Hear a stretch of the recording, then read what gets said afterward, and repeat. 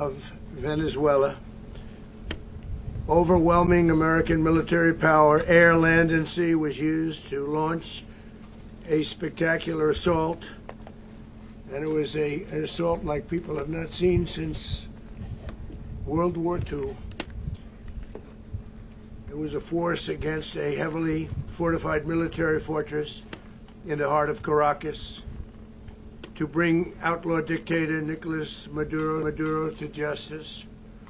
This was one of the most stunning, effective, and powerful displays of American military might and competence in American history. And if you think about it, we've done some other good ones like the attack on Soleimani,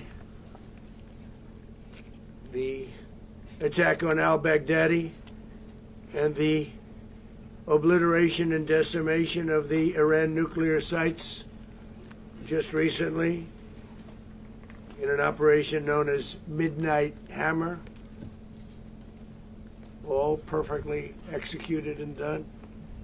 No nation in the world could achieve what America achieved yesterday, or frankly in just a short period of time.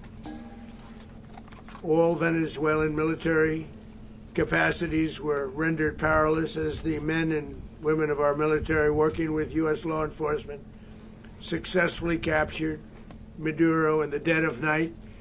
It was dark. The lights of Caracas were largely turned off due to a certain expertise that we have. It was dark and it was deadly. But captured along with his wife, Celia Flores, both of whom now face American justice. Maduro and Flores have been indicted in the Southern District of New York, Jay Clayton, for their campaign of deadly narco-terrorism against the United States and its citizens. I want to thank the men and women of our military who achieved such an extraordinary success overnight with breathtaking speed, power, precision, and competence. You rarely see anything like it. You've seen some raids in this country that didn't go so well. They were an embarrassment. If you look back to Afghanistan, or if you look back to the Jimmy Carter days, they were different days. We're a respected country again, like never before. These highly trained warriors, operating in collaboration with U.S. law enforcement, caught them in a very ready position. They were waiting for us. They knew we had many ships out in the sea, just sort of waiting. They knew we were coming. So they were in a ready, what's called a ready position. But they were completely overwhelmed and very quickly incapacitated. If you would have seen what I saw last night, you would have been very impressed. I'm not sure that you'll ever get to see it, but it was an incredible thing to see. Not a single American service member was killed, and not a single piece of American equipment was lost. We had many helicopters, many planes, many people involved in that fight. But think of that, not one piece of military equipment was lost, not one service member was, more importantly, killed. The United States military is the strongest and most fearsome military on the planet by far. With capabilities and skills our enemies can scarcely begin to imagine. We have the best equipment anywhere in the world. There's no equipment like what we have, and you see that even if you just look at the boats. You know, we've knocked out 97% of the drugs coming in by sea. 90%. Each boat kills on average 25,000 people. We knocked out 97%. And those drugs mostly come from a place called Venezuela. We're going to run the country until such time as we can do a safe, proper, and judicious transition. So we don't want to be involved with having somebody else get in and we have the same situation that we had for the last long period of years. So we are going to run the country until such time as we can do a safe, proper, and judicious transition. And it has to be judicious, because that's what we're all about. We want peace, liberty, and justice for the great people of Venezuela, and that includes many from Venezuela that are now living in the United States and want to go back to their country. It's their homeland. We can't take a chance that somebody else takes over Venezuela that doesn't have the good of the Venezuelan people in mind. We've had decades of that. We're not going to let that happen. We're there now, and what people don't understand, but they understand as I say this, we're there now, but we're going to stay until such time as the proper transition can take place. So we're going to stay until such time as we're going to run it, essentially, until such time as a proper transition can take place. As everyone knows, the oil business in Venezuela has been a bust, a total bust, for a long period of time. They were pumping almost nothing by comparison to what they could have been pumping and what could have taken place. We're going to have our very large United States oil companies, the biggest anywhere in the world, go in, spend billions of dollars, fix the badly broken infrastructure, the oil infrastructure, and start making money for the country. And we are ready to stage a second and much larger attack if we need to do so. So we were prepared to do a second wave if we needed to do so. We actually assumed that a second wave would be necessary, but now it's probably not. The first wave, if you'd like to call it that, the first attack was so successful, we probably don't have to do a second, but we're prepared to do a second wave, a much bigger wave, actually.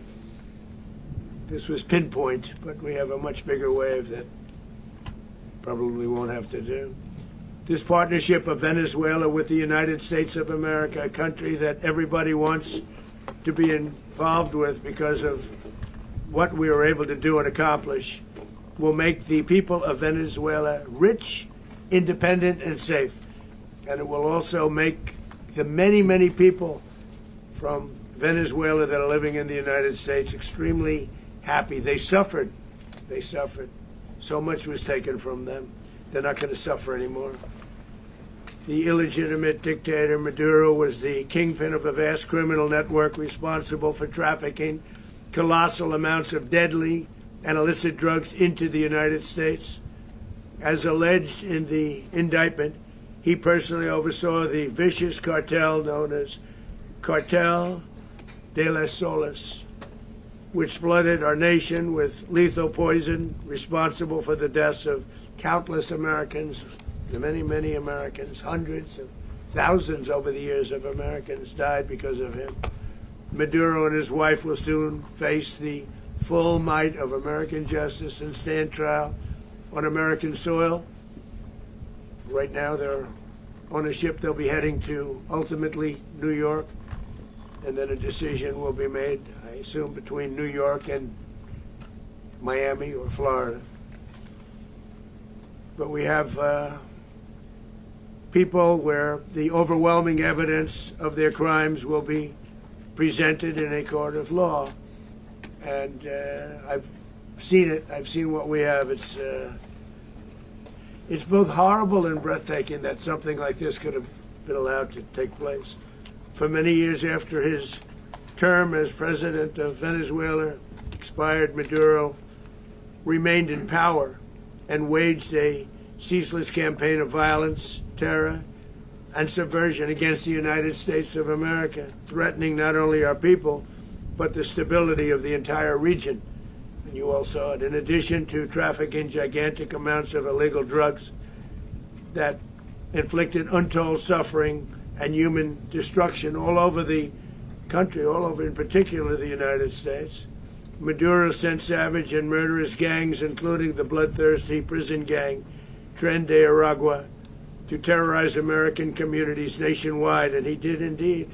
They were in Colorado. They took over apartment complexes. They cut the fingers off people if they called police.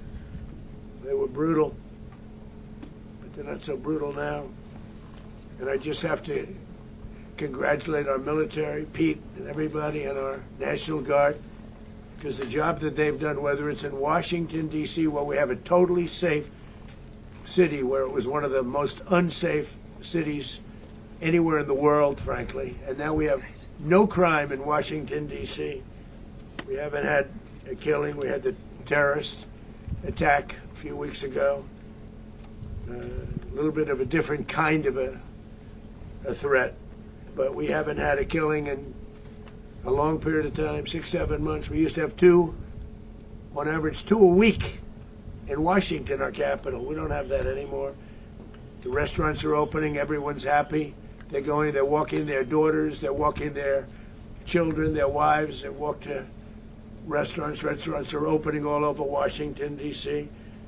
So I want to thank the National Guard. I want to thank our military. And I want to thank law enforcement. It's been amazing.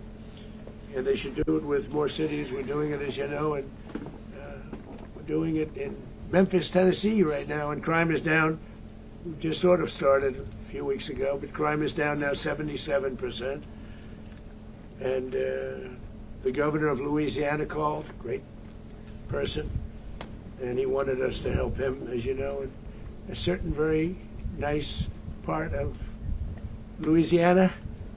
And we have done that. It was a rough section, and we have crime down. I understand it's down to almost nothing already after 2.5 weeks. New Orleans, it's down to almost nothing, and we've only been there for 2.5 weeks. Can't imagine why governors wouldn't want us to help. We also helped, as you know, in Chicago, and crime went down a little bit there. We did a very small help because we had no working ability with the governor. The governor was a disaster, and the mayor was a disaster. But it knocked down crime. But we're pulling out of there when they need us. We'll know. You'll know. You'll be writing about it. And likewise, Los Angeles, where we saved Los Angeles early on, where the head of the police department made a statement that if the federal... अमेरिकी सदर Donald Trump press conference कर रहे हैं। 8 जंगें रुकवाने वाले अमेरिकी सदर Trump ने नया महाज खोल दिया। वेनेजुएला पर हमला, दारुल हुकूमत क्रॉक्स में धमाके, दिफाई हेडक्वार्टर्स, फौजी अड्डे और दीगर अहदाफ पर शदीद बमबारी। कई मकामात पर आग भड़क उठी।